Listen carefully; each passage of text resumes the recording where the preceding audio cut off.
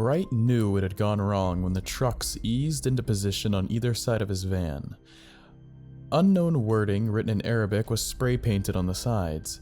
He knew he was in big trouble when he saw the men in the beds of the trucks point rifles at him. He gritted his teeth but slowed down as a pickup truck swung in ahead of them.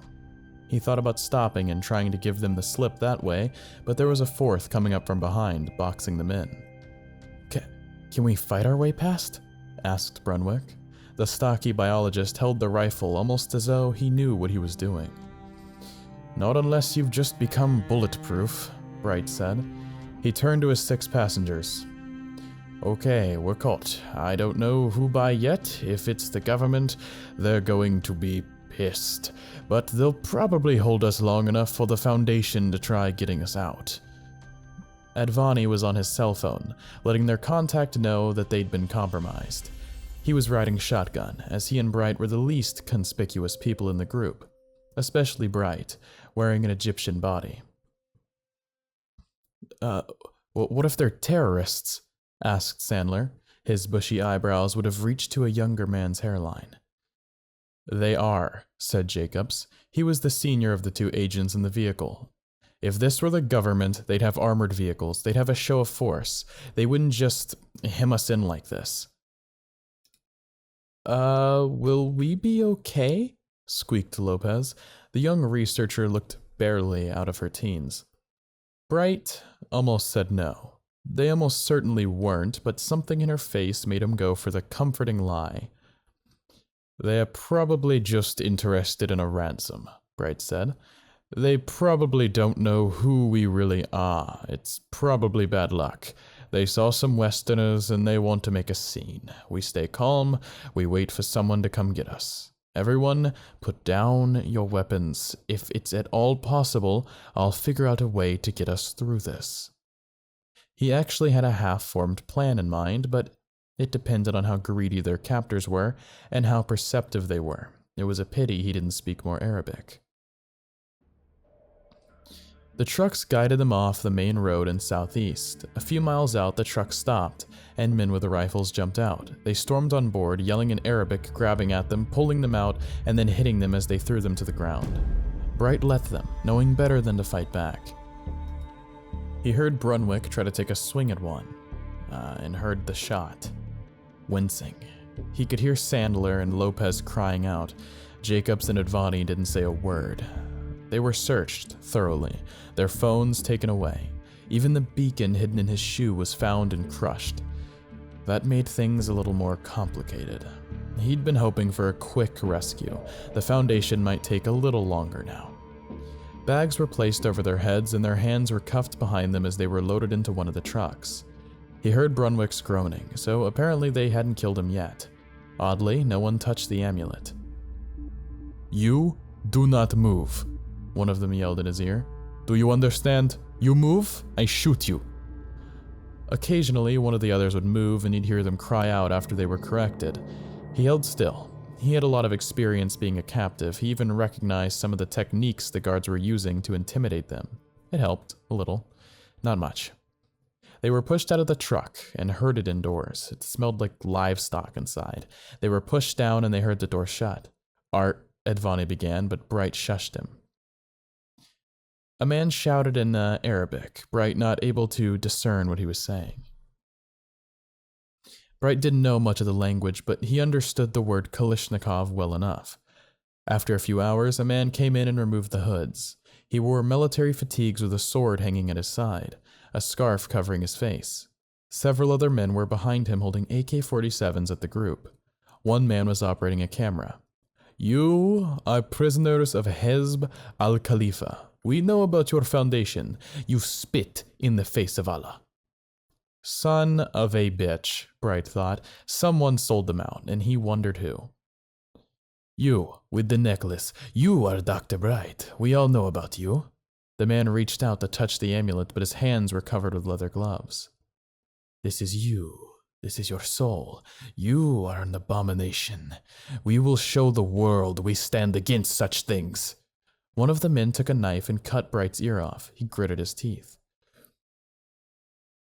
Was it a Muslim whose body you wear, Kafir? Whose life did you steal? You are a ghoul, the man with the scarf shouted. Do your worst, he said, and immediately regretted it. This wasn't an action movie.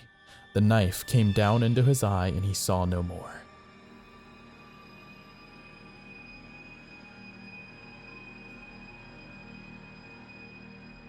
He woke up sometime later, disoriented. He could tell he was in another body. Had he been rescued? No, his hands were still cuffed behind his back. His knee had a sharp, hot ache. He shifted to a semi-sitting position. He was in a large body. He could tell that much, strong. He looked around, saw Jacobs, Sandler, Advani, and Lopez. Realization hit. He looked down to see Brunwick's large frame. Those sons of bitches.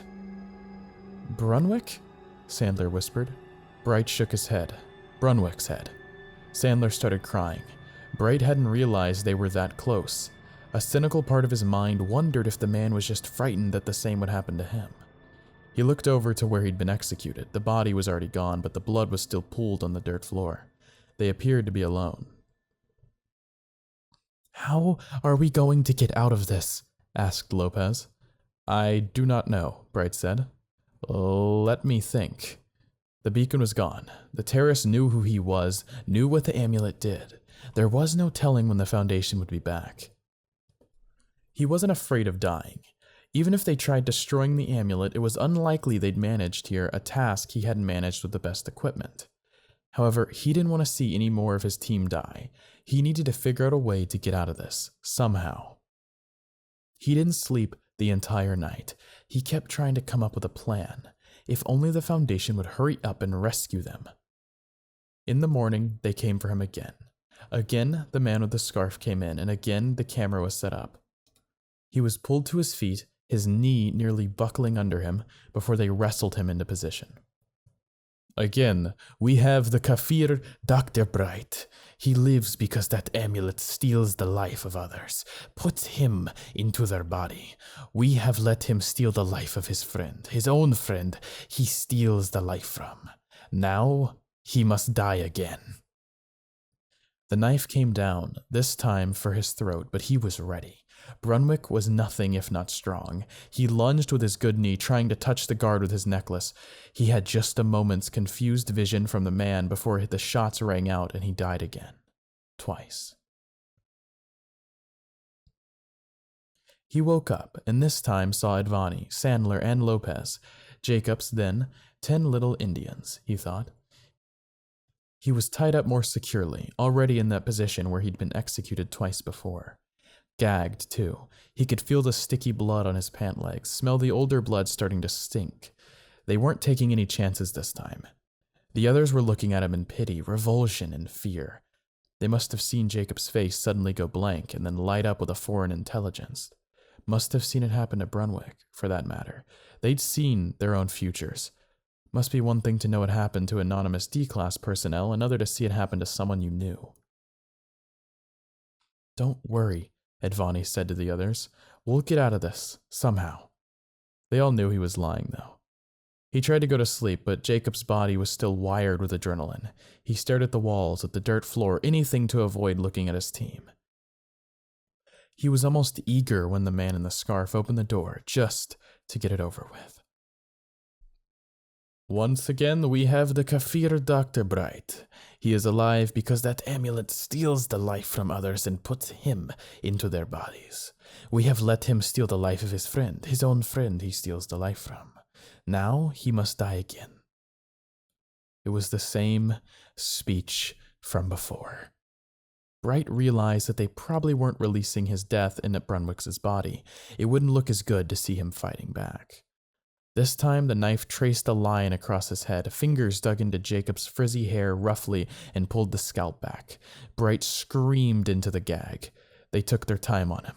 By the end, he was silently begging them to finish it. He woke up again. It was much later. He was tied up and gagged again, in position. He looked around, saw Sandler and Lopez. He realized now that there was a pattern to their choices. First was Big, Brunswick, then guards, Jacobs and Advani.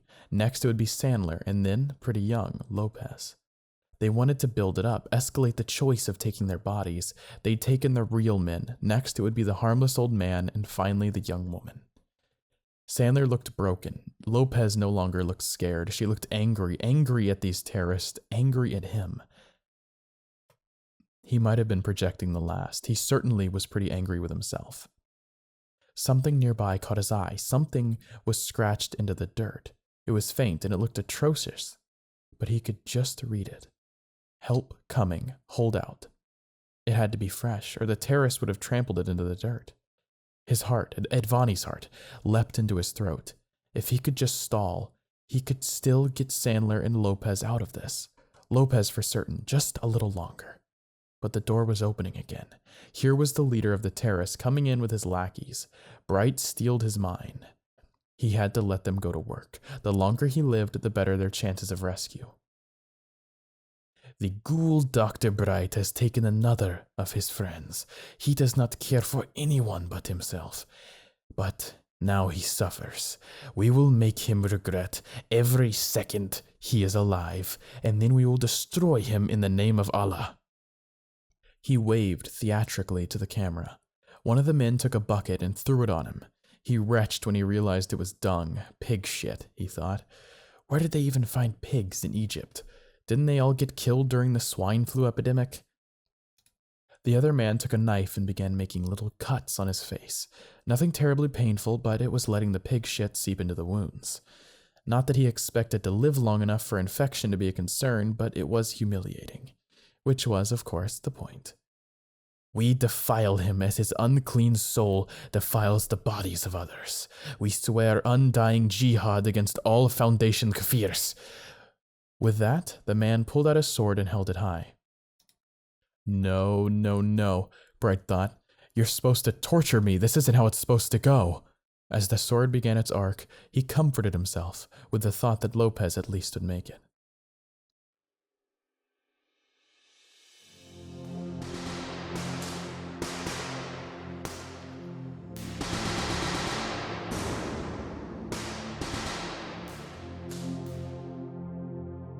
The rescue came several hours after the sword.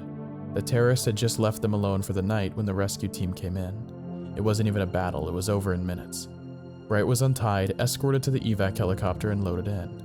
On the way back, one of the agents explained how the Chaos Insurgency had fed Hez al-Khalifa intelligence about them, down to the location of their van. How they'd gotten their information and exactly why they'd done it wasn't yet known. The leading theory was that it was intended to keep the Foundation and the terrorists busy while they secured an unknown asset and hightailed it out of Dodge. As they arrived at the secured facility and were escorted to a debriefing room, he sat down between the two remaining passengers from the van. Well, that could have gone better, said Claudia. Sorry, I got help as quickly as I could. A cigarette seemed to hang in midair. You did your best, said Bright. I just wish... I know, Doctor, said Sandler. I had hoped she'd make it as well. I just don't get it, Bright said. Everyone else they picked, there was an escalation.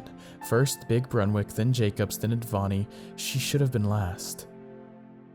You don't get it, Claudia said.